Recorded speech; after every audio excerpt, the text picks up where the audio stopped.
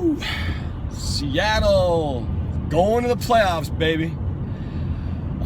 We beat the Cleveland Browns 30-13 today. It was a weird starting game because, Cleveland came right down the field in the beginning and scored 7. I was like, what's all this? But then eventually Seattle got it together, and their offense never lost a beat. In fact, the offense is just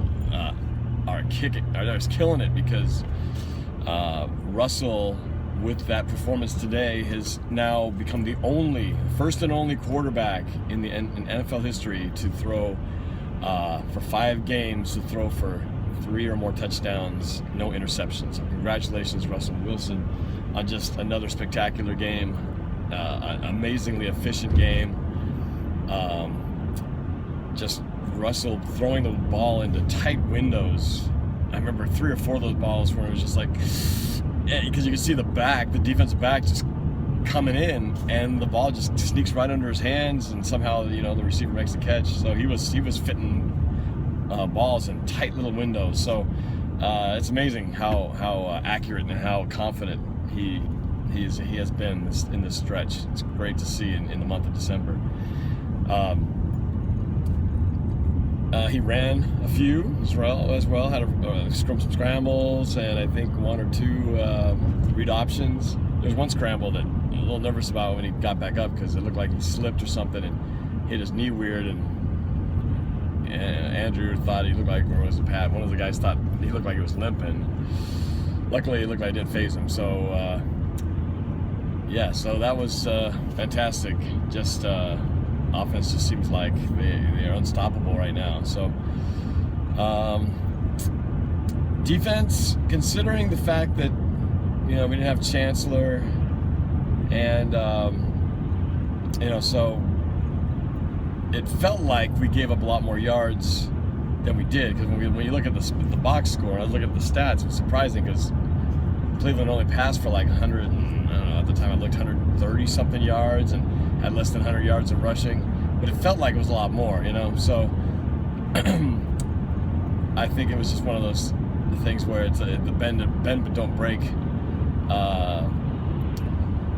principle of kicking in, which is what Seattle's defense has been for a while, bend but don't break. So they made some great stops in the red zone, forcing field goals instead of touchdowns, because if Cleveland had scored on every possession they'd had when they were close, it would have been a much closer game. But as it was, 1 touchdown and 2 field goals, that's not too bad, not too shabby. So Seattle's defense is still, I believe, the leading scoring defense.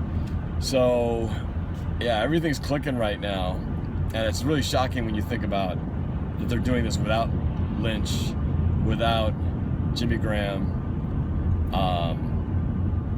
and to have running backs Christian Michael and Bryce Brown in there, and a little Derek Coleman in the mix early on. It was great. I mean, they had well over 100-something yards rushing as a committee, so that was awesome. And I've been one of the harshest critics of Christian Michael for a long time, but it did seem to me, watching him run today, that he did have a pretty good game. Mostly, he didn't fumble the ball.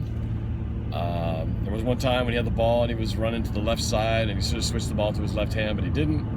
And so I was a little nerve-wracking because that just makes the ball more exposed. But luckily, he didn't put the ball on the ground. Has a lot of nice runs, a lot of kind of kept his feet churning even after he got initial contact. So he had good yards after the catch, or yards after first contact. And so, everybody really stepped up well. Baldwin had another touchdown. We were hoping he was going to break the record. I believe the record for most touchdowns in a season, I think Baldwin's tied for that. He could have broken it, the Seahawks record. But Wilson tried to force it in there. Almost gave up the pick, which would have kept him from getting that honor of being the only quarterback to throw for 5 games, with multiple touchdowns and no interceptions. But luckily, he didn't hold on to it. I think he was trying to get Baldwin that score, but he was not open. Threw it into kind of double coverage there. But anyway, that's a small thing. We got the win.